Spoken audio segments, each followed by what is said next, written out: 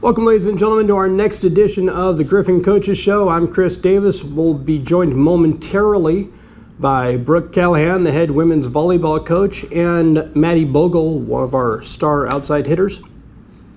And then we'll go over our schedule for the next couple weeks, and we'll take a look around the athletic department, see what's going on.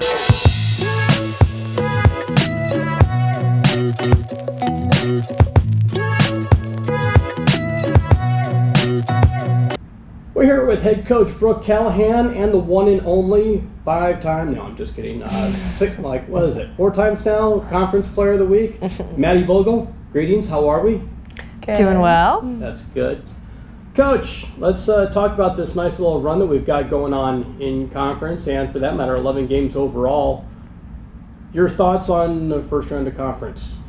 I think we did really well. I think taking care of the first half of conference was crucial for us. I think it's put us in a really good position to go into the second half of conference and postseason. I think it puts us in a position where we have an opportunity where we still got to work hard. We still have to take care of a lot of matches leading into the postseason, but I think it puts us in a position where we have a little bit of room to just kind of work through some things. I always kind of tell the team we got to peak at different times in the season, and I think we did a good job of peaking at the right time going into conference, and we lost a couple matches early on in the season, like our very first matches, and I think that was really good for us. I think it kind of gave us some things to prioritize and work on, and I think that since then we've gone 11-0, 8 straight conference wins, and I think the team's just in a really good position with just taking care of business and also not dropping any unnecessary sets. So I think we've done a really good job of just kind of rolling through and really prioritizing taking care of every single set, not just the match wins. So, yeah. Madi, let's come Madi, let's come talk to you.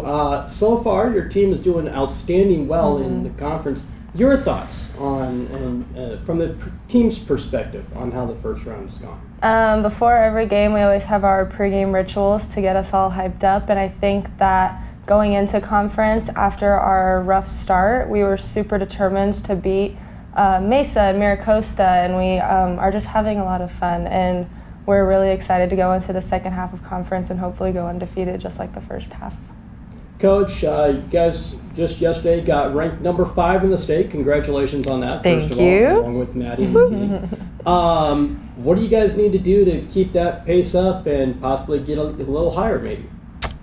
For me personally, I think it's just about communicating with the girls, taking it one game at a time and not overlooking anybody.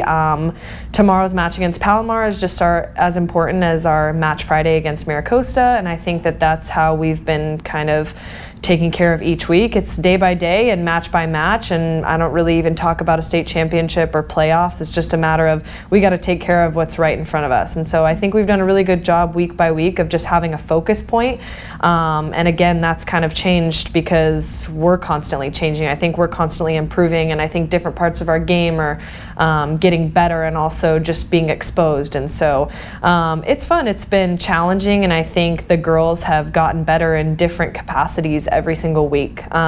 Something that's going to be a big focus, I think, for us is keeping our offense fast, keeping it physical, and then just taking care of serve and pass and just the basic fundamentals of the game. I think if we can stay in system, offensively, we do really, really well. So, Madi, coming back to you, your thoughts on the team just on an outstanding roll right now. 11 games in a row. 11 matches, excuse me. Let me use the proper parlance. 11 matches in a row. Congratulations on that. Your thoughts?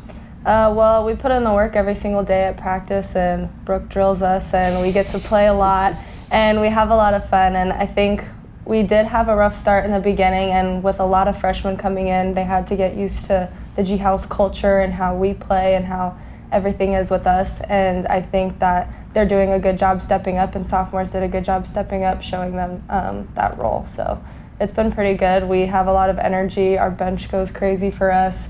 It's really fun during our games, and it doesn't matter what team we play our game and we play our level, and I think we've done a really good job not dropping down to somebody else's level if there's a team that isn't as good as us, and we know that we're better. This one is for either of you. You guys have the 78 Cup, as I've called it this week, since both schools are off the 78. Your thoughts? Anything else? Want to go out? Say hi to anybody? No. Going off the 78 because we're traveling up to Miracosta and Palomar. But no, I mean, we're just excited for this week again. I think the second half of conference always brings a new challenge. Every team has already seen you once. We've seen them. So I think just getting the girls focused, keeping them healthy, and just really kind of getting dialed in. Again, I think Bogle phrased it well. I think it's a matter of just taking care of G-House. I don't really worry too much about what's going on the other side of the net if we can't take care of what's going on our side of the net. So I like to give them all the information I can on the other team, but at the end of the day, it's just about taking care of what's on our side of the net. So if we can do that, I think that we'll have a great week, and I think we'll have a great second half of conference. So. Thank you, Coach. Thank you, Maddie. Thank you. Thank you.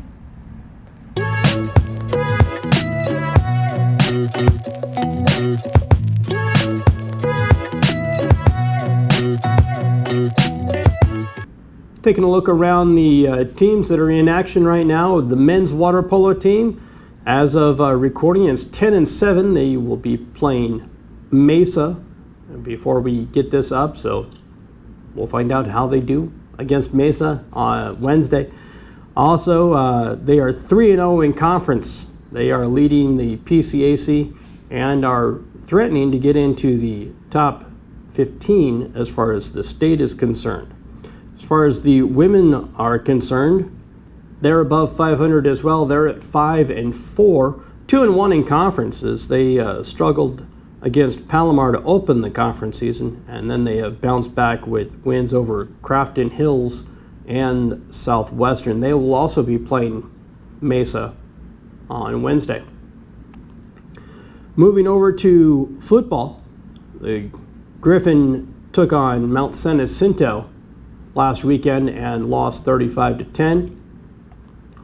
Rainy, windy conditions. It was miserable, but they got there and they fought. They did a good job. They were down 14-10 at half. Unfortunately, a couple late touchdowns for Mount San Jacinto ruined the American Mountain opener for the Griffins. They'll take on Pasadena on Saturday, and then they'll come home and finally play a home game for the first time in about a month, maybe even, about a month, as they will be taking on Victor Valley at the end of the month. Moving over to soccer, the other tenants down there at Mashinroth Memorial Stadium, the women's soccer team is doing a great job right now. They've bounced back from their tough start. Started out 0-3. They've bounced back, and they've done well in conference. They're 3-5. And they're showing signs of improvement. Late start to the season for the ladies. They didn't get started nearly quick enough as far as gathering the team and all like that.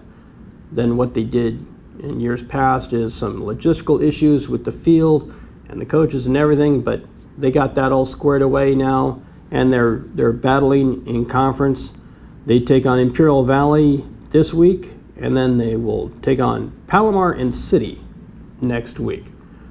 And of course, we have volleyball. They are number 5 team in the state as rankings came out yesterday, like we pointed out in the interview earlier.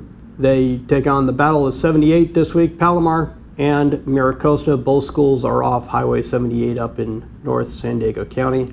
That's the reason why it's called the 78 Cup. At least that's what I'm calling it. If you guys want to call it something else, hey, more than welcome to chime in the comments below. Find out what you guys want to talk about. By the way, you still have no comments on what you guys want to call the show, so don't be afraid to make those comments as well. Griffin Coaches Show does kind of start to roll off the tongue a little bit, but if you guys have something better, notes from the layer or something like that, drop a line down in the comments and we'll see what happens there. Volleyball takes on Palomar, Miracosta, and then they come home for a couple matches with Southwestern and others. We'll go over the schedule right now.